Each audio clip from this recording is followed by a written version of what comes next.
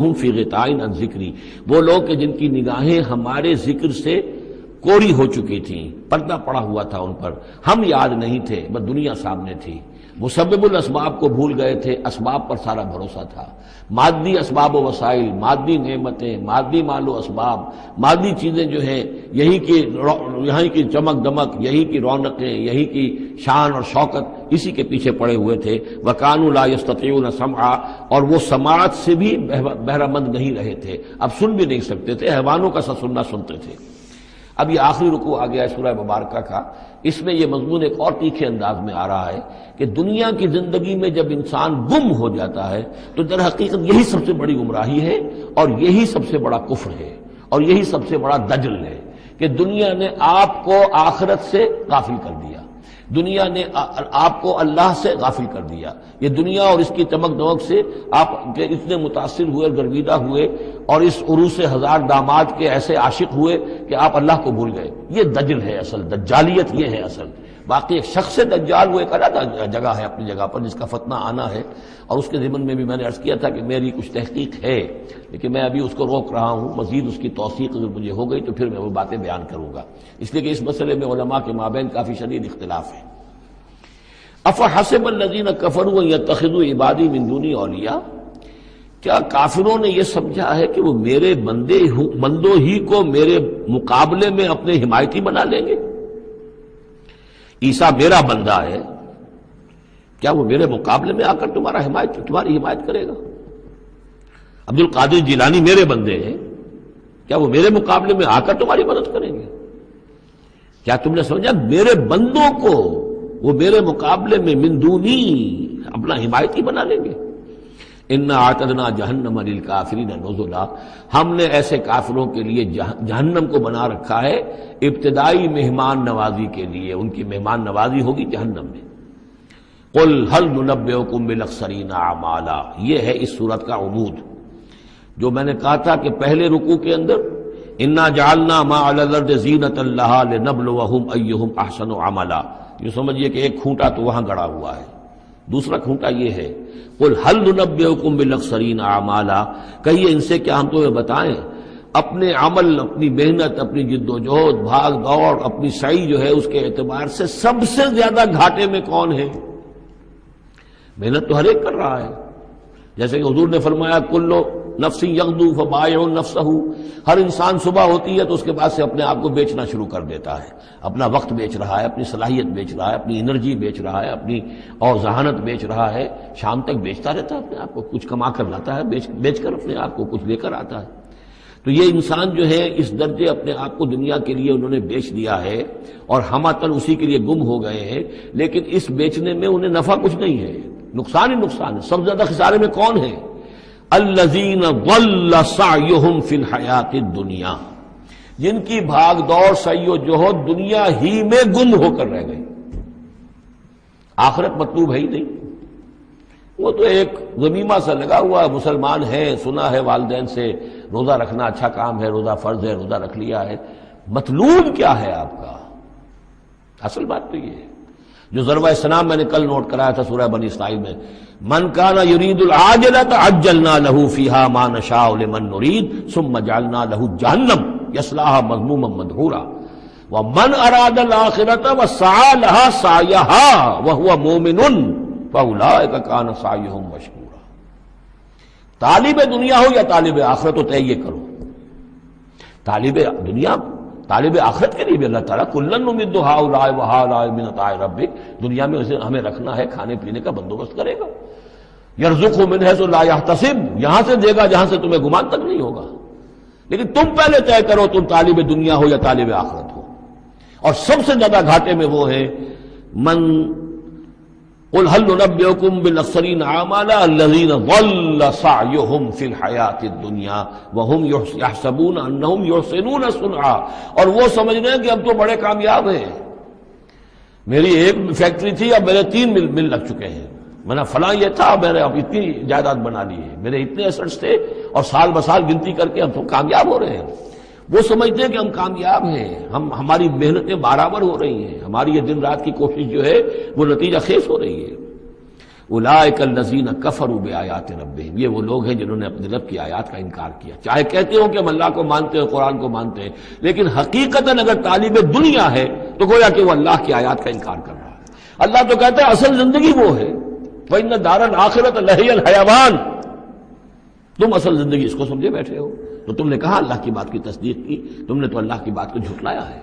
اولئک الذین کفروا بآیات ربہم ولقائہ فحبطت اعمالہم، یہ جو جھوٹی پھوٹی کوئی نیکیاں کرتے ہو اپنے دل کی تسلی کے لیے، جھوٹے تسلی دینے کے لیے، کوئی مسلی کھلا دیے، کوئی غریبوں کا کام ہو گیا، کوئی کسی کے لیے، یہ نیکیاں ہمارے ہاں قطعاً ان کی کوئی حیثیت نہیں، ان کے سارے اعمال اس قسم کی نیکیاں حبط ہو جائیں گی۔ فلا نقیم لہم یوم القیامت وزنا، تو اس دن ہم ان کے لیے قیامت کے دن جو ہے کوئی ان کا وزن قرار نہیں دیں گے، یا ان کے اعمال کو تولیں گے ہی نہیں۔ اعمال تو ان کے تلیں گے جن میں ایمان ہو،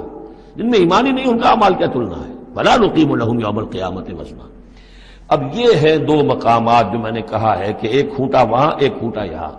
اسی لیے ابتدائی آیتیں اور آخری آیتیں سورہ کہف کی، خاص طور پہ دجالی فتنے سے محفوظ رہنے کے لیے ان کو یاد رکھا جائے، ان کو پڑھا جائے، اور یہ کہ اللہ توفیق دے تو ہر جمعے کو سورہ کہف کی تلاوت کی جائے۔ درمیان میں پھر میں نے بتایا تھا زینت کا لفظ آیا، ترید زینت الحیات الدنیا، کچھ اور آگے چل کر المال والبنون زینت الحیات الدنیا، تو یہ زینت دنیا اور زیبائش اور آرائش، اور یہ تمہیں اپنے اندر گم کر لیتی ہے، تمہیں نہ خدا کی ہوش ہے نہ آخرت کی ہوش ہے۔ ذالک جزاؤہم جہنم، یہ وہ لوگ ہیں کہ جن کا بدلہ جہنم ہے، بما کفروا، بسبب اس کے کہ انہوں نے کفر کیا، واتخذوا آیاتی ورسلی ہزوا، اور انہوں نے میری آیات اور میرے رسولوں کو ٹھٹھا سمجھ لیا۔ رسول آ کر یہ کہہ رہے ہیں کہ اصل زندگی وہ ہے، یہ سمجھتے نہیں یہ ہے۔ مان لیا ہوگی آخرت، چلو دیکھا جائے گا، کچھ نہ کچھ تو ہے نا، کچھ نیکیاں بھی ہم نے کر رکھی ہیں، اور کچھ بہرحال ہمارے بچانے والے بھی ہیں، ہم سب بھی جو ہیں آخر حضور نے شفاعت ہماری کر ہی دینی ہے۔ جیسے یہودی کہتے تھے کہ ہم تو یہودی ہیں، تو ہم تو اللہ کے بیٹوں کے مانند ہیں، چہیتے ہیں، لاڈلے ہیں۔ اب وہ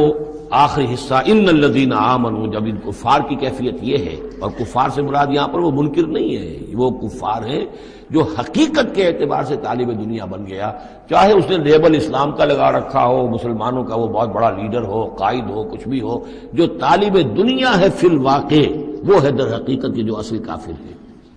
جس کو کہ ایک بزرگ کا قول جو ہے بہت عرصے بعد مجھے یاد آیا ہے کہ جو دم غافل سو دم کافر۔ اسی طرح جو شخص طالب دنیا ہے حقیقت میں وہ کافر ہے۔ قانوناً وہ مسلمان ہوگا، مسلمان ہو، مسلمانوں کا لیڈر ہو، وہ پیر ہو، وہ کوئی بڑا عالم ہو، کچھ بھی ہو، لیکن طالب دنیا، اصل طالب دنیا کا ہے یا آخرت کا، یہ طے کرنے والی بات ہے۔ ان الذین آمنوا وعملوا الصالحات کانت لہم جنات الفردوس نزلا، اس کے برعکس وہ لوگ جو ایمان لائے اور جنہوں نے نیک عمل کیے، ایمان کے سارے تقاضوں کو بھرپور طور پہ ادا کیا، یہ وہ لوگ ہوں گے جن کے لیے ٹھنڈی چھاؤں والے باغات ہوں گے، ان کے وہاں پر مہمان نوازی نزل ہوگی، نزل ابتدائی، بڑی اونچی جو ہے اس کائنات کے اندر گیلیکسیز ہیں، کہاں کہاں پہ جنتیں ملیں گی، اہل جنت کو اس کا آپ تصور بھی نہیں کر سکتے۔ اس میں تو یہاں تک آتا ہے کہ ایک اوپر کے درجے والے کو نیچے درجے والا جنتی ایسے دیکھے گا جیسے تم زمین پر بیٹھ کے ستاروں کو دیکھتے ہو۔ یہ پوری کائنات آخر کس لیے بنائی ہوئی اللہ نے؟ کتنے اور سیارے ہیں اور کتنی اور جگہیں ہوں گی، کہاں کہاں اللہ تعالیٰ جو ہے جنتیں دے گا، لیکن پہلی نزول جو ہے یہی ہونا ہے، اسی زمین پر، قصہ زمین برسر زمین۔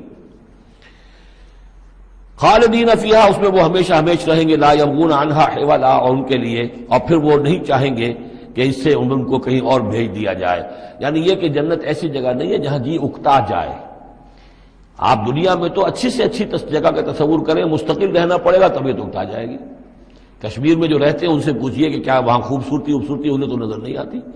سوئٹزرلینڈ والوں سے پوچھئے کہ یہاں کے بہت خوبصورتی ہے، انہیں تو کہیں نظر نہیں آتی، ان کے لیے تو مصیبت ہی مصیبت ہے، ہر وقت برف کے طوفان ہیں اور یہ ہے اور وہ ہے۔ لیکن یہ کہ ہمارے لیے تصور اور ہے۔ بدترین جگہ بھی دنیا کے اندر جو ہے وہ ایسی ہے کہ جہاں تھوڑی دیر کے لیے آدمی جائے گا تو وہاں اسے کچھ چینج کی وجہ سے کچھ ریکریشن ہو جائے گی، لیکن زیادہ دیر ٹھہرنا پڑے گا تو مصیبت ہو جائے گی۔ اور بہترین جگہ بھی وہ ہے کہ جہاں مستقل رہنا پڑا تو پھر یہ کہ وہ اس کے لیے بور ہو جائے گا وہ، لیکن جنت ایسی جگہ ہے کہ وہاں سے پھر آدمی کہیں ٹلنا نہیں چاہے گا۔ دو آخری وہ آیات، اب یہ پھر توحید کے دو بہت بڑے خزانے۔ قل، لو کان البحر مدادا لکلمات ربی لنفد البحر قبل ان تنفد کلمات ربی ولو جئنا بمثلہ مددا۔ سورہ بنی اسرائیل کی آیت میں اللہ کے اسماء کا ذکر تھا، وَلِدُ اللَّهَ عَبِدُ الرَّحْمَٰنِ أَيَّمَّا تَدْعُوا فَلَهُ الْأَسْمَاءُ الْحُسْنَىٰ۔ یہاں اللہ کے کلمات کا ذکر ہے، اور کلمات سے مراد کیا ہے؟ اللہ کی ہر شے جو اس نے پیدا کی ہے اس کے ایک کلمہ کن کا ظہور ہے، کل مخلوقات اس کے کلمات ہیں۔ تو کیا کوئی انسان ہے جو اللہ کی جملہ مخلوقات کا احاطہ کر سکے؟ اگر اس زمین کے سارے درخت اگر اس زمین کا پورا سمندر جو ہے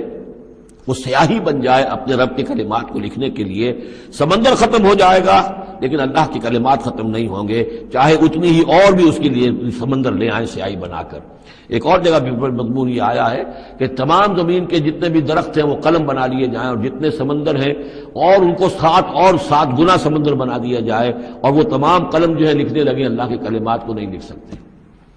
وہ سمندر ختم ہو جائیں گے، سیاہی ختم ہو جائے گی، اقلام ختم ہو جائیں گے۔ وَلَوْ أَنَّ مَا فِي الْأَرْضِ شَجَرٌ وَأَقْلَامٌ، یہ الفاظ آئیں گے انشاءاللہ تعالی۔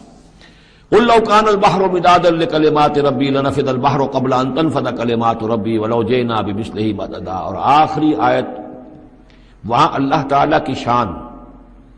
قُلِ الْحَمْدُ لِلَّهِ الَّذِي لَمْ يَتَّخِذْ وَلَدًا وَلَمْ يَكُن لَّهُ شَرِيكٌ فِي الْمُلْكِ وَلَمْ يَكُن لَّهُ وَلِيٌّ مِّنَ الذُّلِّ وَكَبِّرْهُ تَكْبِيرًا۔ اب شکل کیا ہوتی ہے شرک میں؟ یا تو اللہ کو اوپر سے اتار کر نیچے لے آتے ہیں، انسانوں کی صف میں، مخلوقات کی صف میں کھڑا کر دیا، یا انسانوں میں سے کسی کو اٹھا کر اور خدا کے برابر کر دیا۔ وہاں اس کی نفی ہے، اللہ کا بلند مقام۔ یہاں انسانوں کو کہیں خدا کے برابر شریک نہ کر دو، تو یہاں فرمایا قل انما انا بشر مثلکم، اے نبی کہہ دیجئے میں بھی تمہاری طرح کا ایک انسان ہوں۔ یوحی الی انما الہکم الہ واحد،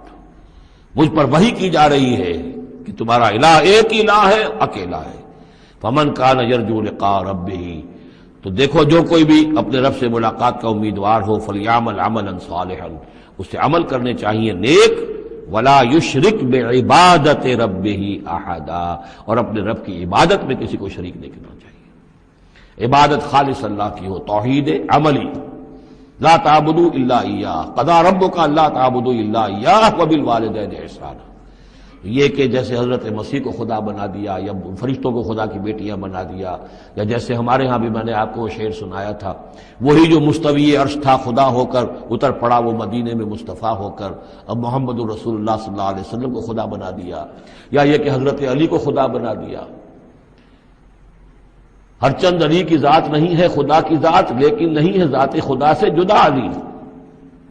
اور غالب صاحب کہتے ہیں کہ مشغول حق ہوں بندگی ابو تراب میں جب حضرت ابو تراب حضرت علی کی بندگی کرتا ہوں تو میں گویا کہ در حقیقت اللہ کی بندگی کر رہا ہوں۔ اور یہاں آغا خانیوں میں جو ہے 10 اوتار ہیں حضرت علی، 9 اوتار ہندوؤں کے پہلے تھے، 10ویں اوتار حضرت علی ہیں۔ تو یہی کچھ ہوتا ہے۔ قل انما انا بشر مثلکم یوحی الی انما الہکم الہ واحد فمن کان یرجو لقاء ربہ فلیعمل عملا صالحا ولا یشرک بعبادت ربہ احدا۔